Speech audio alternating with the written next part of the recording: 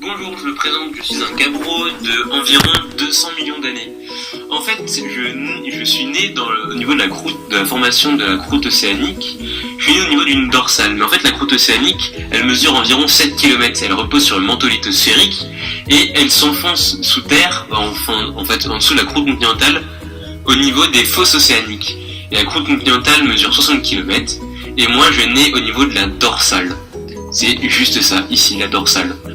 En fait, je suis pas le seul à naître au niveau de la dorsale. Il y a aussi mon cousin le basalte, mais sauf que lui, il refroidit plus lentement et on va en reparler plus tard. Et au fait, j'ai oublié de vous dire, le manteau lithosphérique, il repose sur l'asténosphère. Alors, là, ça c'est moi, le gabbro. Bon, c'est vrai, je suis un caillou, je suis pas très original, mais au moins, moi, je suis composé de pyroxène, juste là, et de plagioclase. J'ai une texture grenue, ça veut dire qu'on peut voir mes cristaux à l'œil nu, il n'y a même pas besoin de microscope polarisant. Et vu que je reste que à côté de la croûte océanique, et il y a beaucoup d'eau. Et donc du coup, je me fais souvent hydrater, et ce qu'on appelle une hydratation.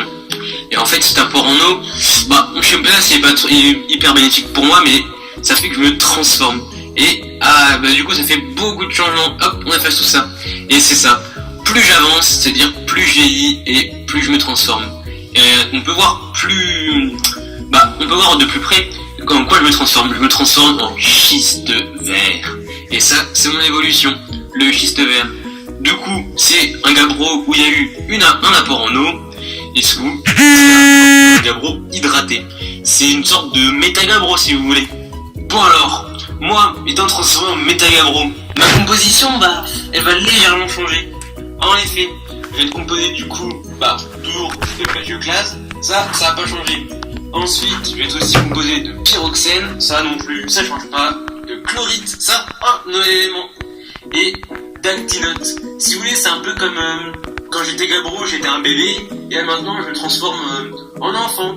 Bon allez, et ça va encore changer. Je vais encore grandir, et après, vous allez voir. Bon alors, comme tout à l'heure, vous voyez, je suis toujours à côté de l'eau. Mais je vais toujours me transformer. Maintenant, ça va être du schiste bleu. Et là, ça donne mon évolution ultime. Là, je deviens un métagabbro de stade 2. Et ça, attention à tous. Du coup, le schiste bleu, on pourrait considérer ça comme mon adolescence, si vous voulez. Parce que, avec les températures et les pressions, elles augmentent. Donc, du coup, il faut que ce soit encore plus fort. Et là, je commence à me déshydrater. L'eau qui s'était accumulée dans la pierre, elle commence à s'enlever. Parce que la température et la pression, elles ont augmenté. Et du coup, c'est ma composition ici qui a changé. Mais bon, j'ai quand même les principaux de base. Le plagioclase, lui, il est toujours là.